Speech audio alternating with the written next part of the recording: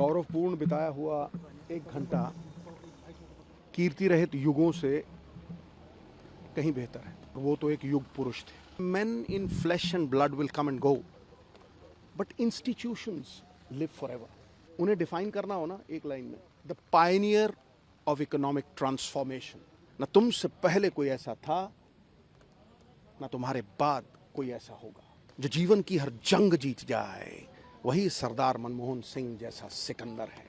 He will remain a cult figure for generations. देखिए, गौरवपूर्ण बिताया हुआ एक घंटा कीर्ति रहित युगों से कहीं बेहतर है, और वो तो एक युग पुरुष थे।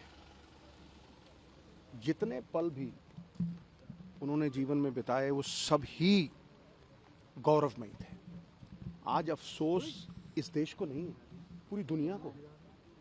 पूरी दुनिया उनकी जो आर्थिक व्यवस्था पे पकड़ थी, उसका लोहा मानती। See, men in flesh and blood will come and go, but institutions live forever. वो एक ऐसा इंस्टीट्यूशन है who has left indelible imprints on the sands of time. Everybody in the world recognizes that. देखिए, उन्हें define करना हो ना एक लाइन में, the Pioneer of economic transformation for this country. He was the Pioneer. और अगर मैं कहूँ कि पहली बार हिंदुस्तान की इकोनॉमी को खोलना, एफडीआई यानी, फिर चाहे वो ग्लोबलाइजेशन हो, प्राइवेटाइजेशन हो, लिबरलाइजेशन हो, पिलर्स ऑफ स्ट्रेंथ, बाकमाल था। और ये नहीं, आप ये देखिए कि जो गरीब लोगों के दिलों का साम्राज्य है ना, उसके वो अजीमो शान शहंशाह, उसका कारण है। उसका कारण ये है कि जो दिहाड़ीदार, पल्लेदार, बिलो पॉवर्टी लाइन, बीपीएल लोग, 60-70% हिंदुस्तान की पॉपुलेशन जिन्हें रोटी खाने के लाले हैं, उनके लिए जो मनरेगा का लाना, डेली वेजेस का लाना, 3 rights, right to food, right to education, और सबसे बड़ी बात है, पॉलिटिक्स में अकाउंटेबिलिटी और ट्रांसपेरेंसी 2 चीज़ें होती हैं।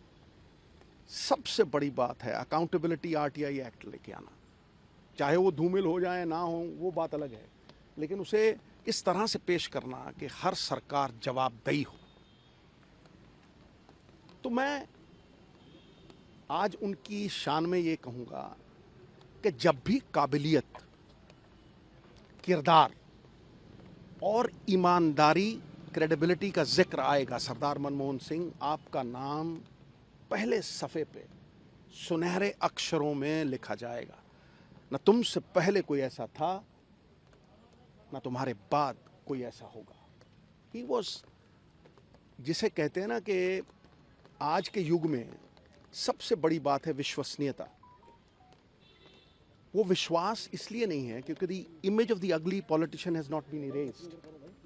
वो एक ऐसा आदमी था, मुझे आज भी याद है खुशवंत सिंह साहब की वो कहानी। उन्होंने कहा कि मैंने 3-4 लाख उन्हें इलेक्शन फंड में दिए।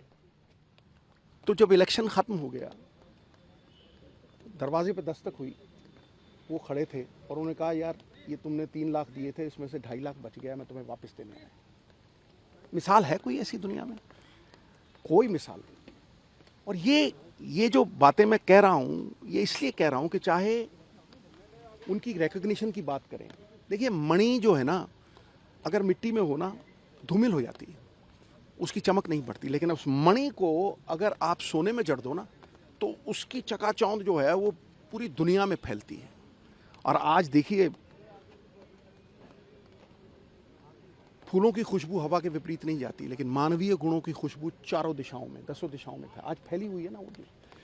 उस मणि को सोने में जड़ना, चाहे वो आरबीआई गवर्नर गिराजी, उसके बाद नरसिम्हा राव जी फाइनेंस मिनिस्टर, उसके बाद 2 बार प्रधानमंत्री। Talent is nothing without opportunity, वो भी बहुत बड़ी बात है। The Ben of Indian society is कि मेरिट ऑनर नहीं होती, लेकिन यहाँ पे वो मेरिट ऑनर हुई, और वो मेरिट आम लोगों, साधारण लोगों तक गली मोहल्लों में फ़ायदा बन के पहुँची। मनरेगा, मतलब मैं हजार चीज़ें गिनवा सकता हूँ। 72,000 crore, the only prime minister 72,000 crore रुपया फार्मर्स का लोन वेव ऑफ किया। सो जहां हर सर झुक जाए वही मंदिर है, जहां हर नदी समा जाए वही समंदर है। जीवन की इस कर्म भूमि में युद्ध बहुत है। जो जीवन की हर जंग जीत जाए वही सरदार मनमोहन सिंह जैसा सिकंदर है। सिकंदर वो नहीं जिसने भय से दुनिया पे काबू किया हो, सिकंदर वो जिन्होंने दिलों पे राज किया है और करेंगे। The legend will keep growing and he will remain a cult figure for generations.